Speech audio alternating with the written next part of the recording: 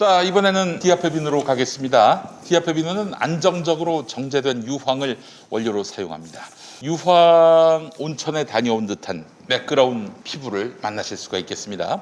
또한 제주 말에서 얻은 기름, 마유 오일을 사용하기 때문에 보습 효과도 정말 뛰어납니다. 피부 건강에 이로운 성분들이 포함된 어성초도 원료로 사용하는데요. 단순한 천연 재료가 아닌 발효 숙성시킨 한방 재료를 사용해서 더욱 피부에 좋습니다. 시간은 조금 오래 걸리지만 숙성을 통해서 좋은 재료의 특성을 극대화해서 피부에 정말 좋은 비누를 만들었습니다. 디아페 비누는 일반적인 천연 비누와 달리 경화제 없이도 쉽게 물러지지 않습니다. 실제로 물러지지 않습니다. 써보셔서 아실 거야. 오래 쓰면 어느 순간 가면 물러져가지고 맞아요. 이 비누가 전혀 결정체가 아닌 때가 있는데 그렇지 않습니다. 쉽게 물러지지 않습니다. 계미한 활성제 등의 화학 첨가물이 없어서 피부 자극을 최소화하고 풍부한 거품으로 더러움을 깨끗하게 씻어버립니다. 디아페 비누를 직접 사용해 보신 분들의 다양한 후기를 김용민닷컴에서 확인해 보시기 바랍니다. 8월 한 달 동안 김용민닷컴의 전 제품이 배송비 무료의 초특급 이벤트로 진행하는데 5,000원짜리 순대 하나만 사도 다이어트용 1,900원짜리 닭가슴살 한 편만 사도 배송비는 무료입니다. 물론 디아페 비누도 마찬가지입니다. 그러나 디아페 비누는 이것보다는 비쌉니다. 좋은 제품, 좋은 원료로 만들었는데요. 비누면 좀 쌀 줄 알았죠. 아이고, 좋은 거 많이 그렇지 들어있어요. 않습니다. 예, 그래요. 피부에 좋은 고급 수제 비누 디아페 비누를 김용민닷컴에서 배송비 무료로 만나보시기 바랍니다. 디아페 비누 하나가 8,000원, 그리고 이렇게 3개 들어있는 거 요거 한 세트가 19,000원. 자, 디아페 비누 한 세트 3개와 포장 2만 원에 모시고 있습니다. 여러분 많이 사랑해 주시기 바랍니다. 그러니까 한 개만 사지 마시고 한 세트 사시면은 더욱 이제 절약할 수 있고 또 경제적으로 이용하실 수가 있겠습니다. 디아페 비누 많은 사랑 바랍니다. 네. 그 민주주의 4.0 얘기 한번 좀 해봤으면 좋겠는데 네. 두 가지가 핵심입니다. 일단 뭐 기본소득에 대한 반대, 뭐 이재명 후보의 핵심 공약에 대한 디스인데 뭐 그건 그럴 수 있다고 치고요. 5년짜리 정치, 5년 단임제에 대한 비판. 그 권력 구조를 바꾸자 뭐 이런 얘기인 것 같은데 이게 굉장히 많은 분들에게 불편함을 자아내게 했습니다. 뭐 옳다는 사람도 있겠죠. 근데 이 발언은 어떻게 보셨습니까? 저기가 먼저 한번. 네. 아, 제가요? 네, 요 전문을 저한테 주신 분이. 적었습니다. 네. 용기 없는 전 주류 국회의원들의 실현 불가능한 넋두리. 그렇게 적었습니다. 아, 넋두리. 네. 넋두리. 네. 그냥 이재명 후보가 대세라고 생각을 하고 시대의 변화를 선도하고 있다고 생각하면은 이재명 후보를 지지하시든지 아니면은 이재명 후보가 마음에 들지 않고 우리가 기존에 누리던 주류 정치의 흐름이 맞다고 생각하면은 이낙연 후보나 정세균 후보를 지지하시든지 저는 선택을 하시는 게 차라리 정치로서 깔끔하다 그런 생각이 들고요. 그리고 내용적인 측면에서도 두리뭉실하게 돌아가지 마시고 176석 되니까 국민의힘 일부까지 꼬셔서 내각제나 이원 집정부제 개헌을 할 수 있다라고 대놓고 말씀을 하시던가 하시지 뭘 대통령제 하에서 비서실 정부가 어떻고 이렇게 비판하십니까? 문재인 정부도 똑같이 그렇게 운영되어 왔는데요. 저는 좀 용기 없는 분들이다 이렇게 생각합니다. 넋두리. 예. 네. 넋두리 실현 불가능합니다. 말씀하신 내용들은. 야, 근데 지금 민주당 안에서 누가 총대 메고 내각제 개헌하자고 할까요? 아니 지금 내각제 개헌 자체가 여론이 절대 수용이 안 될 거예요 지금 이 상황에서. 지금 오히려 더 강력한 대통령을 원하는 분위기인데 그렇지. 내각제를 사실 해달라고 효능감 있는 하면. 정부를 지금 바라는 게. 그렇죠. 그래서 지금 보세요. 그 1, 2위 하는 후보들이 네. 일종의 스트롱맨들 아닙니까? 맞아요. 예? 네. 그래서 그 두 사람 중에 한 사람이 나왔으면 좋겠다는 게 적어도 50% 이상의 민심인데 네. 근데 이제 와가지고 내각제로 가자. 저는 이제 오랫동안 제가 개헌 관련되는 TF에서 일을 해왔습니다. 현실적으로 이 국민투표 붙였을 때 통과 가능한 안은 4년 중임제 정부 통령제 아니에요. 네. 왜냐하면 우리가 이제 미국 정치에서 이식되어 갖고 미국 정치를 워낙 관심 있게 많이 보다 보니까 미국에서 하는 체제가 가장 효율적이다 이렇게 우리나라 국민들이 좀 생각을 하고요. 미국에 대해서 민주당에 있는 486들의 이해도가 굉장히 떨어지는 측면이 있어요. 진보라는 것을 유럽에 있었던 사회주의, 사회민주주의를 가지고 진보를 배웠는데요. 북유럽 같은데. 예, 미국의 진보도 굉장히 재미가 있습니다. 민주주의라는 것이 안전하다라든가 효율적이라든가 그렇지 않습니다. 그렇지 않은데요. 미국이 갖고 있는 민주주의라는 게 정말 철학적인 깊이가 있는 내용들이 많습니다. 우리가 생각하는 단순한 예를 하나 들어볼게요. 왜 저는 미국을 아직도 총기를 소유하게 할까? 미국은 인민주권과 인민의 저항에 대해서 인정하는 국가입니다. 철학적으로 민주주의에서. 그렇기 때문에 인민무장을 허용한다라고 생각합니다. 그래서 지금도 총기 소유가 허용되어 있는 그런 측면들이 있거든요. 그런 부분들도 있고 우리가 생각하는 것 이상으로 미국은 굉장히 민주적으로 잘 되어 있는 나라입니다. 그래요. 미국의 진보도 상당히 그렇죠. 이제 쓸만하다. 이 유럽과 미국의 차이가 뭔가 하면은 유럽의 진보는 공동체주의예요. 사회주의적 성향을 가진 공동체주의인데 미국의 진보는 자유주의예요. 미국에는 보수가 공동체주의예요. 맞아, 그래서 맞아. 제가 늘 이야기하는 게 한국의 멍청한 운동권들이 마이클 샌들의 정의란 무엇인가 외우고 있는 거예요. 제정신이 아니에요. 그 보수당 책이에요. 공화당 책이에요. 맞아. 뭔지도 모르고 공부하고 있어요. 유로피언 드림을 읽어야 됩니까? 유러피언 드림을 읽어도 좋고요. 유럽의 공동체주의는 기본적으로 밑바닥에 뭐가 깔려있는 거기도 개인주의가 깔려있어요. 자율적 개인이라고 하는 개인 책임이 있다는 것이 깔려있는데 우리는 자율적 개인이라는 철학적 요소는 수입을 못하고 그냥 공동체주의, 과거의 사회주의적인 공동체주의 이것만 책으로서 수입을 한 거야. 그러다 보니까 이제 486들이 아직도 군대 문화, 권위주의적 문화, 집단주의적 문화 이런 것들을 가지고 있는 거예요. 그래요. 유로피언 드림. 북유럽이 대체 어떤 복지국가인가 궁금해하시는 분들이 있을 텐데 제가 정의를 내려볼게요. 네. 자유로운 개인들의 연대 이겁니다. 네. 자유로운 개인들의 연대인데 한국에 들어올 때는 자유로운 개인들이라는 것이 빠져버리고 연대 공동체만 들어온 거예요. 한국의 진보를 잘못 수입해서. 그 말이 조금 추상적이긴 한데 거기는 세금이 50%가 넘습니다. 맞아요. 네. 돈을 그래서 많이 그 내고. 세금 갖고 이제 무상교육, 네, 대학까지 그렇죠. 심지어 대학생들은 용돈까지 받습니다. 등록금은 말할 것도 없고 거기가 바로 이제 유럽 사회죠. 취업 다 되고 뭐 이런 공동체 함께 어우러져 잘 사는. 많이 내고 함께 어우러져 잘 사는. 근데 이제 여기서 또 불만이 싹 트니까 네. 예를 들면 이민자들에 대해서 야 그렇죠. 고생은 우리가 다 하고 세금은 우리가 다 냈는데 너희들이 왜 와서 여기서 혜택을 누려? 하면서 이제 이민자에 대한 불만이 막 불타고. 저는 이 민주주의 4.0 여기 그룹이 저는 요거 봤을 때 이제 정세균 후보를 지지하는 저기를 생각을 했었어요. 근데 지금은 좀 그것도 애매한 것 같더라고요. 지금 뭐 누구를 지지하는지 잘 아니 모르겠고. 근데 그 요거 발표가 되자마자 네. 우리 저 낙연이 형이 네. 이거 굉장히 뭐 바로 즉각 즉각 반응했어요? 반응했어요. 제가 보기에는 이낙연 후보 측은 이 행간을 못 읽은 거예요.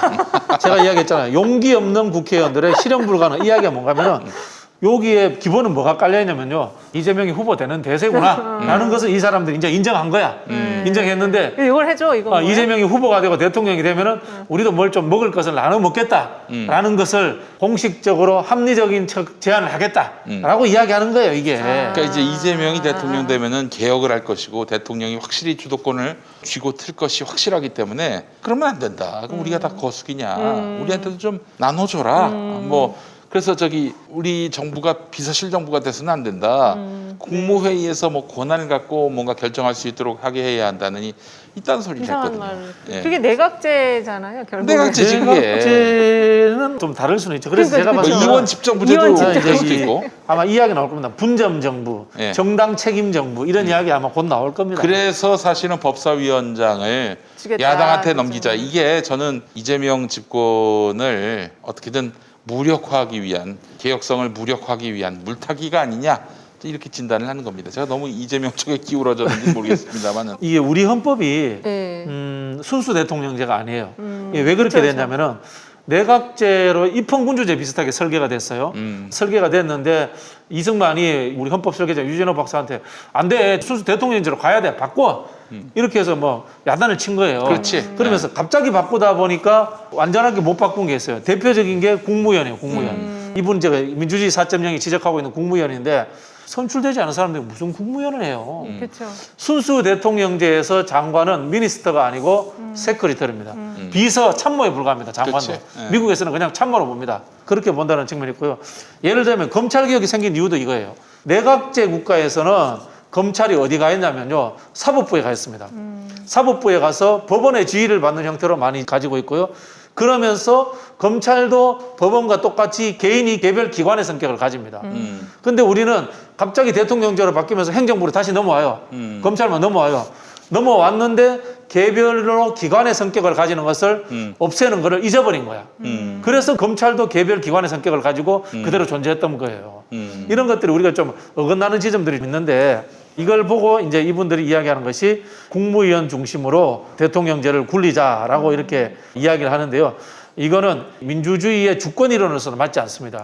왜냐하면요, 행정부에서의 국민이 대의한 사람은 대통령 딱 하나밖에 그렇죠, 없습니다. 그렇죠. 대통령이 모든 책임을 지는 거기 때문에 나머지 국무위원이든 장관이든 비서든 모두 다 대통령의 권한 일부를 위임받아서 하는 거기 때문에 이거는 이 행정부의 수반인 대통령제 제도에서는 맞지 않는 것이다라고 제가 말씀을 드립니다. 그러니까 저는 이 성명 이 내용을 봤을 때 이 뒷부분에 거는 현실 가능하지 않기 때문에 아예 이거는 좀 생각을 안 했고요. 이 앞에서의 기본소득과 관련한 본격적인 아주 뭐 심도 있는 토론을 해보자 그래가지고 원래 이제 이 4.0이나 또 민주당 안에 많은 의원님들이 기본소득과 기본 시리즈에 대한 좀 알레르기적인 반응이 있어요. 그러니까 돈이 너무 많이 들어가고 재원 문제로 인해서 이거는 실현 불가능하다라는 부정적인 생각을 갖고 있기 때문에 어쨌든 민주당의 후보가 현재로서는 1위를 달리고 있는 후보를 볼 수밖에 없기 때문에 이거에 대해서 한번 진지하게 토론해보자. 그래서 좀 우리가 합의할 수 있는 조정점을 찾자라는 그렇게 해서 이거를 봤었거든요. 그랬는데 그런 뉘앙스도 있어요. 근데 이게 뒷부분 쪽에 방점이 있는 건 이 글을 쓸 때는 자기의 그 하고 싶은 거 명확하게 드러내줘야 되잖아요. 근데 어느 건지 잘 모르겠는 거예요. 그러니까 이게 네. 기본소득 토론회를 통해서 이재명 후보와 타협할 수 있다라는 네. 이야기를 하고 있는 거예요. 아, 요걸 가지고 우리 타협을 해서 타협을 해서 요렇게, 권력을 나눠 먹자. 제도는 요렇게 바꾸자. 너 그렇죠. 그거 권력을 받을래 나눠 먹자. 말래. 네, 그 이 얘기인 이야기인 거지. 거예요. 제가 이게 민주주의 4.0의 이런 메시지는 한마디로 이재명이 될 것 같으니까 나온 것이다. 그 전제는 그렇게 권력을 나눠 보여지네요. 먹자. 그러면. 이런 취지인데 한편으로 의미는 있는데 이것에 대한 전제는 이거예요. 스스로 먼저 정치권부터 개혁을 해야죠. 그렇죠. 예, 대통령제 개혁하자고 할 것이 아니라 뭐부터 해야 되냐면 제가 늘 이야기하는데 내각제도 할 수 있다고 봅니다. 할 수도 있다고 보는데 한국 같은 진짜 대놓고 말씀드릴게요. 허접한 기본이 안 된 국회의원들이 있는 나라에서 내각제 하면요. 원로원 됩니다. 원로원. 이게 결정체로서의 민원 청탁이나 해결해주고 자기들끼리 영원히 해먹는 원로원 됩니다. 아니, 국회와 정당이 개혁되지 않은 상황에서는 네. 절대 내각제에서는 안 됩니다. 근데 그 속에는 이재명 후보가 됐을 때 이제 새로운 신진 세력이 대거 등용이 된다, 그러니까 중용이 되거나 이제 등장을 한다 그런 거에 대한 두려움이 있기 때문에 지금 동의합니다. 요거를 지금 나눠 갖자 이러는 거 아니에요? 저는 좀 그렇게 더 보여지거든요. 그리고 이거는 맞지 않는 얘기다. 왜냐하면 어떤 대통령에 대해서 국민들이 그 사람을 지지해서 대통령이 됐으면 그 사람이 등용시키는 그 인재들이 있거든요. 그거를 국민들이 선호를 했기 때문에 그 사람을 지지하는 거기 때문에 이거는 좀 여러 가지가 좀 너무 앞뒤가 안 맞는 말이다. 저는 그렇게 생각이 들었어요. 그런데 왜 저 기본소득에 대해서 디스했을까요? 뭐 이제 그 꺼리죠. 이제 바로 항복하고 들어올 수는 없잖아요. 아, 그 좀 뭔가 우리 만만한 사람들 아니야. 아, 그렇죠. 우습게 보지 마. 뭐 네. 이런 거. 근데 그런 이게 거죠. 기본소득이 되게 그 안에서 알레르기가 좀 심하더라고요. 저 윤희숙만큼 싫어해요. 이 기본소득을. 아. 오리너구리. 아니 왜 싫어해? 아니 뭐 민주당이 기본적으로 보편적 복지에 대해서 네. 앞장서서 주장해왔던 그러니까 이제 것인데. 예산이 너무 많이 들어가고 포퓰리즘이다라는 거죠. 기본적인 아니 뭐 지들 비판에는. 주머니에서 나오는 건가? 왜 그래? 이거 좀 대놓고 말씀드릴게요. 네. 민주주의는 포퓰리즘적 요소를 가질 수밖에 없습니다. 본질적으로. 네. 그리고 이 기본소득이라는 게 저도 개인적으로 이재명 지사의 기본소득과 조금 생각이 다르거든요. 네. 다른데 이재명 지사가 주장하는 기본소득이라는 게 보편적 복지라는 것과 소득주도 성장이라는 게 섞여 있어요. 민주당이 이제까지 해왔던 것과 전혀 위배되지 않아요. 그런 차원에서 기본소득의 기본 정신을 반대한다는 것은 저는 말이 안 된다. 그런 생각이 듭니다. 네. 이게 노동 없는 성장이 가능하다라는 그런 위기의식에서 비롯된 거지 않습니까? 네. 그런 부분에서 결국은 경제 주체인 이 가계를 중심으로 해서 경제를 성장시키겠다라는 소득주도 성장, 가계의 소비가 경제활동의 주체가 되도록 하겠다라는 경제적 영역에서 돈을 나눠주는 거지 않습니까? 이게 당연히 국가가 고민해야 될 영역입니다. 네. 우리는 사실 좀 기본소득을 지지하는 이유 중에 하나가 네. 아니 뭐 소득주도 성장한다고 해놓고 된 게 뭐가 있어요. 그리고 기본적으로 소주성이라고 하는 게 기업주들 특히 영세 중소상공인들 네. 그들에게 책임을 떠넘기는 부담을 전가시키는 그런 것 아니었습니까? 이 소득주도 성장이 가능하려면 국가가 먼저 예산 차원에서 뒷받침을 해줘야지. 그렇죠. 그 뭐 그냥 민간 보고 다 알아서 하라 이렇게 그러니까 떠넘기면 이게 반발만사죠. 정치를 보는 방법이 공부가 덜 된 거예요. 현실과 이상이라는 것이 조화를 이루어야 되거든요. 이게 부족한 게 이런 측면입니다. 소득주도 성장은 현실성이 떨어졌어요. 현실성이 왜 떨어졌냐면 한국이라는 게 외세 의존형 경제잖아요. 수출 안 하면 안 되잖아요. 예. 거기에서 내수 시장 진작한다고 해서 한국 경제가 돌아갑니까? 이런 부분에서 현실성이 떨어집니다. 그러니까 지금 경제 지표는 매우 좋아요. 그렇지. 네. 현실에서는 문제가 있는 겁니다. 그러나 제가 늘 하는 이야기입니다만은 경제 3주체라는 것이 결국은 개인과 가게를 잘 살기 위해서 정부와 기업이 존재해야 그렇죠. 되잖아요. 그렇지. 소득주도 성장이라는 것이 목표로서는 굉장히 훌륭한 겁니다. 이건 이상인 겁니다. 이것이 균형감을 맞춰줘야 되는데 소득주도 성장 해보니까 안 되더라 현실적으로.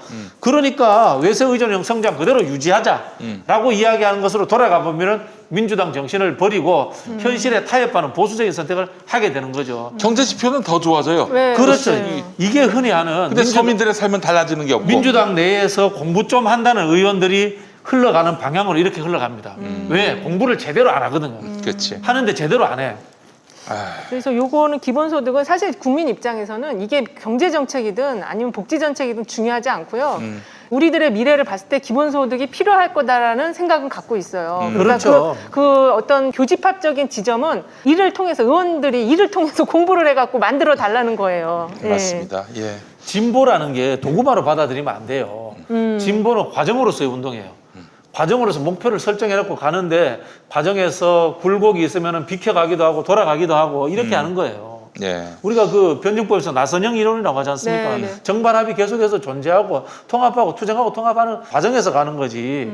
그러나 이 방향으로서의 기본소득 정신이 맞다면 거기에 동의하고 가주는 겁니다. 알겠습니다. 이낙연 후보 측이 이렇게 네. 저렇게 경선 불복 가능성을 시사했는데 실제로 경선 불복할 가능성이 있어 보이세요? 못하죠. 지금 못해요? 이상해서 못합니다. 못해? 아니 뭐 막 말을 자꾸 흘려가지고 야 원팀은 어려운 거 아니냐 이렇게 생각하는 그죠. 분들도 있던데. 이게 저기 조선시대 때 모의할 예. 때 예. 아무 말 없다가 이게 끝나고 불복을 해버리면 성공할 수 있는데 쿠데타를. 근데 예. 지금 말을 여러 차례 띄워놨기 때문에 이거 지금 못해요. 무서워서. 네. 제가 후단협 느낌을 네. 받았거든요. 받았는데 네, 네. 후단협처럼 안 되는 이유가 있습니다. 예. 노무현 대통령은 지지율이 70%까지 올라갔다가 12%까지 떨어졌어요. 네. 네. 예. 그 이야기 뭐냐면 노무현 대통령 그 당시 지지율이 그렇게 다져진 지지율이 아니에요. 그렇지. 근데 이재명 지사 지지율은 다져진 지지율이에요. 맞아요. 그거 하나. 잘 두 번째는 빠지잖아요. 뭐냐면은 예. 대체제로서 정몽준이 등장을 했어요. 근데 지금 여기에는 제3지대에서 아무도 등장하지 않아요. 그렇기 때문에 그 당시 후단협처럼 이 사람들이 경선 불복해서 나가서 딴 뭐 어떤 행동을 한다 불가능합니다. 그렇군요. 괜히 이제 몸값을 올리는 뭐 그 차원에서 나오는 것 같은데 아이 참 너무 참 볼썽사납습니다. 세균이 형은 왜 자꾸 이렇게 마지막 불꽃을 태우시는 건가요? 아니 근데 좀 봐주시죠. 그 정도 아 근데 그 형님은 좀 적당히 하셔야지. 양반이시잖아요. 아니 뭐 양반이 지금 하는 거 보면 아, 완전히 그래도 뭐 그 민주당에서 좋아하는 분들이 많아요. 안타까워하는 분들이 아, 그래요? 많아요. 사람이 제일 좋은데 지지율이 안 왜 나와. 저렇게 말년에 저렇게 너무 오버하나 뭐 이렇게 보시는 분들이 많아요. 그러니까 국회의장을 안 하셨어야죠. 음. 그렇게 생각이 들어요. 그래요. 할 거 다 하시고. 그러니까 이제 엘리트들 보면은 야 내가 감사원장까지 했는데 그 당연히 다음 대통령 해야지 이런 마인드도 있고. 네. 어? 그렇죠. 그 아내가 저 국회의장이 국무총리 했는데 남은 건 대통령밖에 없잖니? 대통령 해야지. 이런 사람도 혼자 있는 다 해요. 것이고. 예? 내가 또 저기 내가 저 국무총리에다가 당 대표까지 했는데 다음은 대통령 해야지. 이런 분도 있는 거고. 그럼. 예. 그래요.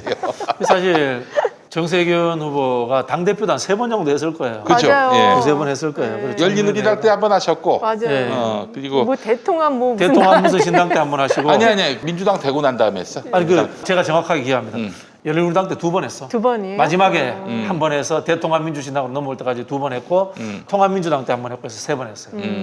3번 하셨는데 아유 그냥 원로로 남았었으면 모두가 존경하고 좋았을 텐데 참. 자, 안타깝습니다. 예, 야당 얘기도 해보겠습니다. 지금 저 김종인은 어떤 생각을 하고 있을까요? 좀 여전히 인발부 돼 있지 않을까요? 인발부 돼 있는데 이게 상황이 너무 복잡하니까 이게 지금 얘들이 왜 이렇게 싸우나 이러고 있는 것 같아요. 어쨌든 지금 삼지대를 통해서 이 국민의힘하고 이게 삼지대와 연결해가지고 이 파일을 키우려고 했는데 그 실패한 상황이 됐잖아요 지금. 지금 새로운 전략을 좀 다시 구상을 하고 있을 것 같은데 김동연을 가지고 지금 해봐야 될 상황인 것 같아요. 네. 그래서 성공하기가 좀 어렵지 않을까. 이게 윤석열이 입당함으로써 제3지대가 그냥 확 무너졌거든요. 포션이 없어져 버렸어요. 네. 지금 제3지대로 이제 가게 된 것이 윤석열이 입당하면서 그렇죠. 그러면서 거기 지대가 있는 사람들이 그냥 다 당으로 지지하는 사람은 당으로 같이 들어온 거고. 그래서 그때 국민의힘도 약간 당 지지율이 상승을 했었거든요. 알겠습니다. 저 이준석이가 윤석열 곧 정리된다 이런 발언. 당대표 되기 전에는 윤석열이 대통령 되면은 지구를 떠나겠다. 이 발언의 맥락은 뭘까요? 그 생각이 별로 안 변했다는 거 아니에요, 한마디로 얘기해서. 그렇죠. 사람은 생각은 안 바뀌죠. 아니 근데 이제 본인은 지금 당 대표란 말이에요. 그렇죠. 당 경선을 공정하게 이렇게 운용할 그런 책임이 있는데 네. 이렇게 대놓고 자신의 어떤 그런 생각을 분명히 이제 세상에 비밀이란 없는 거고 누구한테 얘기하면 반드시 돌고 돌아서 당사자 귀에도 들어가고 언론을 통해서도 삐져나오게 돼 있는데 그걸 모를 이준석은 아닐 테고요. 저는 뭐 이준석 대표가 유승민을 민다라기보다는 윤석열 필패론이라고 생각하고 있는 것 저도 같아요. 좀 그렇게 보여져요. 그런 차원에서 윤석열로는 이길 수 없는데 이 판이 지속적으로 윤석열 판으로 가는 것에 대해서 굉장히 위기의식을 가지고 있다. 그럼에도 불구하고 또 윤석열이 빨리 또 안 무너지니까 아니 그게 걱정하는 이런 측면이 그게 저 오세훈이를 세워야 되는데 일설에 의하면은 8월 말까지는 어떻게든 들어와야 되는 거고 네. 경선 후보로 등록을 해야 뭐 레이스에 뛸 수가 있는 건데 그 전에는 좀 무너져야 되는데 스케줄상 이렇게 무너지지 않으니 네. 답답한 마음을 그렇게 토로한 게 아닐까 하는 그런 시각. 본인 그렇죠. 일설 그러시니까 그 일설을 열심히 떠들고 다니는 게 저하고 정봉주 의원이잖아요. 정봉주 전 의원하고 둘이서 예. 오세훈 그 이제 플랜 B 플러스 원 그거를 계속 이제 떠들고 다녔는데 그렇게 했던 이유는 이제 오세훈이 나오는 것을 막겠다라는 취지에서 저희가 수없이 그 이야기를 하고 다녔었는데요. 실제로 이준석 쪽에서도 그런 구상을 했었답니다.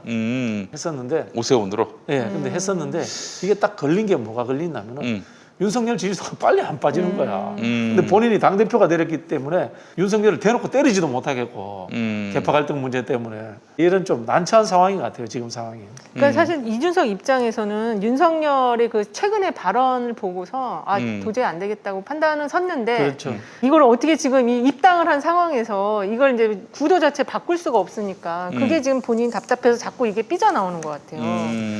근데 지금 일단은 당내에서 토론이 곧 있잖아요. 그래서 1차에서 일단 8명 이제 추리는데 그때쯤 되면은 이제 지지자들도 윤석열에 대한 어떤 판단을 하지 않을까요? 좀 1차적인 어떤 컷오프가 있고 나면은 그러면 조금 뭐 어떤 다른 시나리오를 만들 수 있는 그런 기회가 오지 않을까. 근데 말이죠. 제가 네. 믿고 있는 게 한 가지 있습니다. 이건 뭐 언제든지 뒤집어질 수 있고 네. 파기될 수 있는 건데 네. 3년 전 대선 3년 전에 빅3 안에 들어야 다음 대통령 된다는 건데 그렇죠. 그 빅3가 이재명, 윤석열, 그리고 이낙연이에요. 네. 근데 윤석열이 만약에 여기서 빠지게 된다면은 다시 그 자리를 메울 수 있는 사람은 전 현실적으로 없다고 맞아요. 봅니다. 그건 그래요. 맞습니다. 저하고 똑같은 생각을 하고 그리고 저기 박시영 대표하고는 생각이 다르시네요. 박 대표는 뒤집어질 수 있다라고 생각을 합니까? 박 대표는 기본적으로 윤석열이 오랫동안 버텨줘서 마지막에 무너지면은 좋다라는 거고 저나 이제 우리 김용민 PD는 조기에 무너지면 거기는 네, 회복이 답이 안 없어요. 되고 회복 안 된다. 회복 안 돼. 그렇게 해서 대선을 또 우리가 이긴다고 해도 그건 또 좋은 건 아니에요. 왜 그렇습니까? 제가 볼 때는 이게 이제 어차피 지금 이제 국민을 전체적으로 하나로 어우러서 가야 되는 거잖아요. 더군다나 다음 대통령에게는 진짜 그 통합이라는 게 또 새로운 과제가 될 수가 있거든요. 네. 이 코로나 이후이기 때문에. 그 통합은 뭐 이 사람들한테도 자리 주고 저 그런 건 사람들한테도 아니고. 자리 주는 이런 네. 탕평, 그렇죠. 화합 이게 아니라 네. 강력한 리더십으로 온 국민의 그렇죠. 지지를 받는 형식으로 그렇죠. 통합이 돼야 한다는 그렇죠. 거예요. 네. 개혁이 맞습니다. 통합이죠. 예, 그렇죠. 예. YS가 90%까지 갔듯이. 그렇죠. 개혁이 통합이죠. 네, 개혁을 향한 통합. 그래서 미래를 선진국으로 가는 그런 통합. 근데 그렇게 하려면 사실 이런 가짜 후보가 너무 오래 판을 치면은 국민들에게 보수들에게 또 주는 실망감이랄까 이런 것들이 전체 국가 통합에 이르는데 또 걸림돌이 될 수가 있거든요. 네, 그러니까 네, 이 네. 가짜들은 빨리 좀 사라지고 그렇게 돼야 될 것 같은데 지금 그게 안 되니까 이 당 안에서 이렇게 싸움을 하고 있는 것 같아요. 이 그래요. 콩가루 상황이 저는 당분간 오래 갈 것 같은 게요. 네. 이 콩가루 상황을 해결 못하는 이유 중에 하나는 홍준표 때문에 그래요. 홍준표가 지금 제가 알고 있기로 윤석열 지지도가 1등이고 당내 경선하면은 홍준표가 2등 그렇죠. 나오는 걸로 나와요. 그렇죠. 여론조사가. 네. 그렇게 되니까 이게 뭔가 하면 윤석열을 바로 예를 들어서 전 비대위원장 김종인 어르신하고 이준석 대표가 윤석열을 때려잡는다. 그러면 그게 오세훈으로 넘어갈 시기가 있는 게 아니고 홍준표가 바로 받아먹어 버리는 거야. 지금 상황이. 이 상황에서 이분들은 또 홍준표 또 필패론자들이에요. 속으로 생각이. 유승민이나 이게 오세훈이 바로 받아먹을 그죠. 수 있는 상황이 아니니까 그렇죠. 바로 윤석열을 아웃시키는 만큼 이분들이 때리지도 못하고 아주 이제 복잡한 상황이 있고 여기에 또 이 간사한 분들이 계셔요. 누군가 하면은 이준석이 윤석열이 바로 아웃시킬 수 있다라고 이야기했다라는 말을 사적인 영역에서 한 말들을 언론에다가 내뱉는 사람들. 이분들도 또 사적 욕심이 있는 거예요.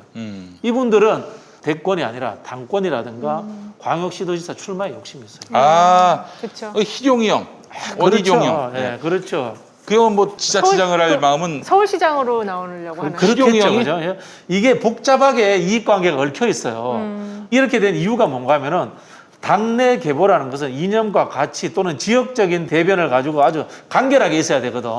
근데 이게 지금 만인에 대한 만인의 투쟁 상황이 돼버렸어요. 국민의힘이. 그쵸. 그러니까는 집단의 이익이 아니고 개인의 이익으로서 마구잡이로 지금 막 서로가 막 싸우는 상황이 돼버린 거예요. 이런 상황에서 이걸 이준석 대표나 김종인 비대위원장이 제어하고 기획해서 프로그램을 짤 수 없는 상황으로 그쵸. 저는 이미 흘러가고 있다. 이렇게 보여집니다. 야 이러면 좀 곤란한데 내가 봤을 때는 이준석하고 김종인이 뜻 맞춰서 이렇게 짠 그림 속에서 후보가 결정되고 네. 본선에 나가야 어떻게든 뭐 질서 있게 그렇죠, 그렇죠. 승리할 수 있는 길을 모색할 수 있을 텐데 지금 뭐 아무것도 모르는 윤석열이가 네. 뭐 호랑이 등에 올라탄 듯이 우선은 이준석을 죽여야 다음 내가 산다 이런 식으로 나와버리면은 물론 자기 중심으로 당이 바뀌겠지만 그러나 이게 망하는 거죠. 망하는 거죠. 지금 한번 또 예를 들어 볼게요. 음. 이준석이 국민의힘에서 죽어버렸다. 이건 또 뭐겠습니까? 그거 이준석 더 현상이라는 게 20, 30대 젊은 애들이라든가 그쵸. 국민의힘의 혁신을 상징하는 거잖아요. 네. 그럼 이건 역시 또 국민의힘의 패배 구조예요. 그렇죠. 이거 안 되는 거예요. 그 국민의힘이라는 게 우리 흔히 하는 말로 빼박캔트 네. 딱 상황인 거예요. 서로가 서로를 모두가 다 서로 간에 삿바 잡고 있는 거야. 네. 이래서 누가 내 삿바를 잡고 있는지도 모르는 상황이 되어 있기 때문에 저는 이게 쉽게 해결되기 어려울 것이다. 그리고 결국 이렇게 간다면 이 전국을 해결할 수 있는 사람은 탄산음료밖에 없다. 아 사이다. 콜라. 아 콜라. 예. 그 잘하면 이제 내년 대선은 콜라 대 사이다. 그래서 예. 제가 그래서 늘 탄산음료 시리즈가 될 가능성이 갈수록 높아지고 있다. 아 그래요. 콜라 대 사이다의 대결 재밌네. 오늘 그 저기 홍준표 후보가 7대 과제 낸 거 보니까 제일 낫더라고요. 역시 제일 내용이 좋습니다. 네. 그 사람도 발전이 있었지. 네, 그 사실은. 많은 네. 발전이 있었던 것 같아요. 그러니까 좀 무시할 수 없어요. 홍준표를 네. 뭐 그냥 지난 대선 때 나왔던 그런 홍카콜라, 뭐 홍찍자, 뭐 이런 거, 혹은 돼지 발정제 이렇게 생각하면 안 돼. 그 아마 홍준표 전 대표님께 감히 제가 조언을 드리자면은 과거에 우리 김대중 대통령 했던 것처럼 뉴 홍준표 플랜 한번 해주시면 좋겠습니다. 좋네요. 뉴 홍준표 플랜. 아니 저는 홍준표 대표가 뉴 홍준표 플랜하고 이러면은 만만하지 않을 거라고 봐요. 네. 49대 51로 나올 거라고 봐요. 그럼에도 불구하고 말씀하신 것처럼 홍준표가 상징하고 있는 서민 보수의 이미지가 있습니다. 보수도 사실은 제대로 정립되어야 되거든요. 맞아요. 이게 뭡니까 이거 윤석열, 최재형 이 사실은 정치가 아니라 동네 구현화 할 수준도 안 되는 분들이잖아요. 그렇죠. 예. 그러니까 보수가 제대로 정립이 돼야지 우리가 2017년도에 탄핵을 하면서 이 유권자 지형이 이제 진보 우위로 완전히 바뀌었거든요. 그러니까 이번 대선에서도 그렇게 만들려면 저쪽에서도 상당히 이 보수가 정치적 각성이 더 돼야 돼요. 근데 지금 윤석열 후보 갖고는 정치적 각성이 일어나기 좀 어려울 것 같고 실망감만, 그러니까 그렇지. 좌절감만 더 저쪽에 합리적인 세력들에게 더 줄 수가 있고, 그리고 윤석열 같은 경우는 사실 대선 후보가 안 돼도 차기 어떤 차세대 리더로서의 자기 자리매김을 할 수가 있거든요. 그리고 그 이하에 이제 뭐 윤승민이나 홍준표 이런 사람들은 이제 좀 역사의 또 뒤안길로 가게 될 수가 있기 때문에 지금 이 국민의힘이 내부가 도대체 이제 어떤 성향의 사람들로 다시 이게 좀 변화할 것이냐, 이게 되게 중요한 시기인 것 그렇습니다. 같아요. 그래서 빨리 이런 가짜는 없어져야 돼요. 제가 볼 때는. 윤석열이 조기에 무너지는 것이 네. 옳다. 네, 예. 네. 그래요. 참 그 정도까지 좀 이 정치에 대한 감이 있었으면 좋겠어요. 네. 정치에 대한 식견이 보수 유권자들에게도 있었으면 좋겠는데 당장은 윤석열이 될 것 같아요. 여론조사 착시, ARS라든지 이런 그렇죠. 네. 착시에 지금 보면 야, 대 사람은 윤석열밖에 없지 않니? 아니 뭐 우리 당도 허접한 국회의원 많지만 지금 정진석 의원 이제까지 안철수, 오세훈 단일화 때부터 해서 했던 그 말을 한번 봐요. 그리고 또 윤석열 변호한답시고 10원짜리 한 장 이익된 게 없다 이런가 그런 분이 국회에 부의장합니다. 우리 보수 정치의 수준도 그 모양이에요. 그분이 윤석열 편이잖아. 그래요. 그러니까요. 아 저기 장재원은 뭐 계란 2개 넣어줄까 그거에 감동을 먹고 말이죠. 아, 네, 제가 저 그 슬리퍼 신고 뭐 했다 네. 그러죠? 슬리퍼 신고 뭐 배달했다 그랬잖아요. 윤석열 아, 총장이. 맞아요. 뭘 갖다 줬다고. 맞아요. 네. 아, 들었는데. 우리도 저기 그 이낙연 후보나 이재명 후보, 정세균 후보도 그런 거 더 잘해요. 훨씬 더 권위 의식 없으시고 소탈하신 분들이에요. 네. 근데 저는 계란 2개 넣어주면 넘어갈 것 같아요. 계란 2개가 어딥니까? 예. 응? 아, 이거 약간 그런 인간적, 그 누가 기획하는지 그런 잔잔한 거를 누가 기획을 하는 것 같아. 그 하는 짓이 저기 뭡니까 털이 안고 뭐 굴러다니고 있고 그런 거 어디 가서 저기 허접한 컨설턴트 어디 붙었어. 컨설턴트가 붙었다고 하더라고요. 네. 그 대기업에 뭐 SNS 하던 친구래요. 아이고 그런 거를 사람 써서 가공을 해야 되니 참. 아니 그 저기 그렇잖아요. 아니 살아 있고 숨 쉬는 것 그리고 또 그냥 지나가는 것만으로도 감동을 줘야 되는 거 그렇죠. 아닙니까? 그렇죠. 대권 주자라면은. 뭐 그쪽 대권 주자는 뭐 혹시나 우리 저기 보는 시청자들 중에 내년에 이제 광역 단체장에 이런 거 출마하고 싶은 분들 있잖아요. 네. 그냥 허접한 기획사나 이런 데 가지 마시고 그냥 저희한테 오세요. 그냥 그래요. 저희가 전반적인 흔히 하는 아웃라인 잡아드릴게요. 대신 이제 김용민 근데 TV 여기는 두 분의 또 강점 뭐냐면은 안 되는 사람은 안 된다고 얘기합니다. 예. 안 되는 사람이 끝까지 나오려고 하다가 아이, 패가 맞아요. 망신합니다, 진짜. 맞아요. 저희는 회사를 한 게 아니고 우리 소장님이나 정당의 실무자로서 일을 했고 또 청와대에서 근무했고 저도 정부에 근무했고 이런 이제 실제로 여러분들이 하고자 하는 일들 속에서 근무했기 때문에 훨씬 더 정확할 겁니다. 네. 어떻습니까? 그 그 기획사를 좀- 하나 만드시면 어떨까요? 뭐 저는 생각이 없고 네. 저는 전혀 생각이 없고 혹시나 소장님 하시면 거기에 저는 뭐 알겠습니다. 소속된 그 아니, 우리 김용민 PD님이 좀 만들어주세요. 제가요? 제가 네. 제가 회사 이름을 방금 지었습니다. 뭐로 지으셨어요? 혈중 민심농도. 네, 혈중 민심농도. 네. 민심이 녹아 있어야지. 피에 녹아 있어야 됩니다. 아, 이름은 좋네요. 네. 그 저는 저기 뭐 여론조사 이런 것도 안 하고 네. 한번 이렇게 상담해 주는데 상담료를 받는 거 네. 그런 거 네. 할 생각은 있어요. 아, 알겠습니다. 근데 예전에 한번 제가 그 언젠가요 한 십수년 전에 어디 기획사 하시는 분 인터뷰를 봤는데 와 정말 10명 중에 9명은 못 쓰겠더라고요. 말도 진짜 못하고 머릿속에 든 게 없어요 기본적으로. 그래도 어느 정도 그래도 열린우리당 쪽에서 정치하겠다는 사람들이라면은 이게 좀 착착돼 있는 사람들이 그렇죠. 온 줄 알았는데 와 완전 냉무야 냉무. 그래서 저는 그러니까. 이제 우리가 다음 우리 대통령이 들어오면은 정치 개혁의 방향을 정치와 사회적 활동에서 훈련된 사람을 중심으로 해서 그렇지. 새로운 세력이 미래지향적 가치를 갖고 인입되어야 된다라는 주장을 하고 싶어요. 그래서 제가 딱 봤는데 야 역시 정치를 하려면은 네. 뭔가 이타적인 삶을 정말 당연하죠. 한 시간이라도 살아야겠다. 당연하죠. 권력만 누리고 말이죠. 무슨 저기 동창회장 이게 뭐 맞아요. 이런 식의 그 삶이 아니라 정말 남을 위해서 네. 맞습니다. 정말 어떤 대가를 바라지 않고 헌신하고 봉사하는 이런 사람들. 그래서 우리 사회 공익을 위해서 좀 기여하신 이런 분들이 나올 자격이 있는 것이지 뭐 그냥 개나 소나 뭐 내가 이쯤 됐으니까 다음에는 뭐 시의원 구의원이라도 한번 해야지 이런 사람들은 속아내야 합니다 진짜. 우리 보통 이제 진보는 세상을 바꾸려는 사람이고 네. 네. 보수는 세상을 지키려는 사람이다. 그렇지. 이런 이야기를 하거든요. 예. 근데 그것을 가지는 기본적인 마음은 나보다 약한 사회적 약자를 어여삐 여기는 마음이 저는 존재해야 된다. 네. 보수는 거기에 대해서 온정주의적인 마음으로서 진보는 제도와 규칙을 통해서 그 사람들을 구제하려고 하겠다라는 마음을 가지는 이것이 이제 기본입니다. 네, 알겠습니다. 하나만 더. 안철수 어떻게 되는 겁니까 이제? 저기 독자 출마하겠죠. 독자 여기- 출마. 당원 당규에 따르면은 출마를 할 수 없게 돼 있잖아요. 당 대표는 1년 전엔 그만둬 줘야 하니까 뭐 당입니까? 또 바꾸면 돼요. 또 당을 바꿔. 국민의당을 해산하고 네. 또 국민의당을 만드는 겁니다. 또 국민의당을. 예. 아까 민심 그거 하면 되겠네. 그래, 혈중 민심 농도다. 예. 지금 그래요. 여기 안철수도 안철수지만 또 심상정도 다시 나오잖아요. 그렇지. 네, 이런 분들이 지금 그래도 1, 2%씩 가져가거든요. 근데 나중에 가면은, 근데 지금 상황 봐서는 이런 1, 2%가 중요하지 않은 그런 선거 구도가 될 수도 있을 것 같은 생각도 들어요. 근데 초박빙이 아니고 네. 좀 격차가 벌어지는 결과가 나올 수 있지 뭐 않나. 안철수 대표와 말이 안 통하시는 분이니까 할 말 없습니다만은 네. 심상정 대표는 이 진보의 왜곡 현상에 대해서 사과와 반성하시고 들어가서 공부 좀 하셔야 됩니다. 저 같은 사람들이나 거기 신장식 변호사가 또 괜찮더라고요. 그런 사람들을 만나면서 좀 성찰하시고 공부하시면서 진보의 재구성에 대해서 저는 고민하셔야 될 때지 뭐 대선 나온다 이런 이야기 하실 때 아니라고 생각합니다.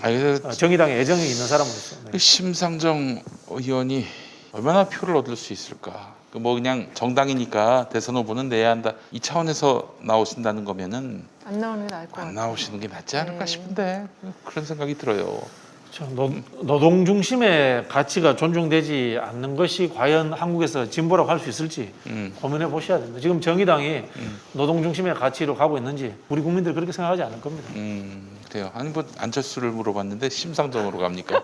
안철수가 그만큼 더 이게 영양가가 없어졌다는 얘기죠. 근데 안철수가 따지고 보면은 자기의 주가를 부양할 목적으로 정치에 들어왔다면은 굉장히 남는 장사를 한 겁니다. 그렇게 봐야 돼요. 그러니까 지금 국민의힘에 들어가서 그냥 n분의 1이 되고 네. 빌런이나 되면은 그 뭐 무슨 주가를 더 떠받칠 수 있겠어요. 그냥 남 그렇죠. 좋은 일만 하는 거고 네. 만약에 되면은 뭐 윤석열 씨가 뭐 국무총리 시켜주겠습니까? 그럴 일은 또 만무할 것이고 예, 전 뭐 될 일도 없겠지만 윤석열이 안철수, 윤석열 현상은 박정희 탓이라고 봐요. 박정희 때부터 우리 어릴 때 사회교육 제대로 안 받았잖아요. 그러네. 정치, 경제, 사회교육 제대로 안 받다 보니까 안 받은 상황에서 매스미디어가 과하게 발달했잖아요, 한국이. 이 선정적 매스미디어에 의해서 만들어진 신기루 같은 것이다. 그래서 지금이라도 진보나 보수가 한국에서 제대로 자리 잡고 정치가 제대로 자리 잡으려면은 중고등학교 사회교육부터 제대로 바꿔야 됩니다. 민주주의 교육부터 제대로 바꿔야 된다. 그런 예. 생각이 듭니다. 정말 저는 다음 대통령 되면은 아직 이 정부에서 좀 했었으면 좋겠는데 고등학교 3학년 때 네. 사회 진출하기 전에 고3 때는 뭐 입시 때문에 어렵다면 고1, 2 때라도 정치 경제 지금은 사회라고 하는지는 모르겠습니다만 우리 때는 정치 경제였는데 그 시간에 민주주의를 좀 가르쳤으면 좋겠어요. 맞습니다. 그리고 저기 노동, 인권, 네. 자신의 기본권에 대한 학습도 있었으면 좋겠고 또 이거 하는 법도 좀 알려줬으면 좋겠어. 필요하다면 난 민가도 좀 가르치고 뭐 사람도 명예도 뭐 이런 거. 우리 그 세상에 사는 게 정치 경제로 살잖아요. 그렇죠. 근데 우리 교육이 정치 경제는 굉장히 그 숫자가 낮아요. 퍼센트지가 네. 낮다는 그런 문제가 있고 제가 국어 교육에 대해서도 이건 뭐 사견입니다만은 시와 수필을 가르치기는 양 이상으로 논설문을 저는 많이 가르쳐야 돼요. 그렇지. 그 은유와 비유가 많으면 오히려 소통이 잘 안 돼요. 그렇죠. 중의적이거든. 네. 저는 특히 이제 그 여성들이 이렇게 집에서 우리 집 사모님 이야기하고 잘 못 알아들을 때 많거든요. 사모님 직설적으로 얘기하실 텐데 못 알아들으면 직설적으로 이야기해야지 좀 알아듣기 쉽거든요. 그래서 진짜 좋은 말씀이었어요. 네, 요새 예. 중고등학생들이 우리 김용민 PD님 그 채널 이런 거 보고 정치를 배운대요. 아. 그러니까 유튜브를 통해서 진짜? 네, 이걸 많이 그거 안 돼. 내 방송 보면 욕을 배울 텐데 욕을.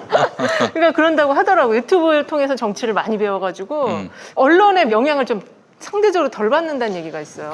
뭐 그렇다면 너무나 영광인데요. 정말 여기서 다른 건 몰라도 노동계약서 정도는 반드시 그런 써야 건 된다. 맞아요. 이거는 학교 교육에서 좀 가르쳐야 되는 거 그렇죠, 아닙니까? 그렇죠. 네. 아니 뭐 나가서 아무 도움도 안 되잖아요. 그래서 온갖 착취를 당하고 온갖 갑질을 당하고 온갖 노력을 강요당하고. 그러니까 생각해 보시면 검찰 개혁이 화두가 됐지만 정치, 경제, 법 이런 게 전문가들의 영역이고 일반 국민들한테는 굉장히 먼 곳, 높은 곳에 있는 것으로 우리가 인식됐잖아요. 이게 사실은 민주주의라는 것을 정치 권력이라는 것을 한편으로 보면은 엘리트들이 독점하려고 그런 의도에 있을 수 있어요. 예, 그래요. 뭐 이런 얘기까지 해왔습니다. 우리 저 안철수 현상은 결국 이제 박정희의 어떤 똥이다.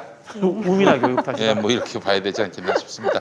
자, 여러분 오늘도 많은 걸 배우셨을 겁니다. 오늘 많은 걸 또 여러분들 머릿속에 넣으셨을 텐데 오늘 또 좋은 정보를 얻으셨다면 무주 천맛 쌍화골드 그리고 디아페빈을 구입하심으로써 여러분들 시청료를 좀 내세요. 네. 자, 우리 이은영 소장님, 박신영 교수님 수고하셨고 우리 다음 주에 뵙도록 하겠습니다. 네, 감사합니다. 감사합니다. 감사합니다. 예.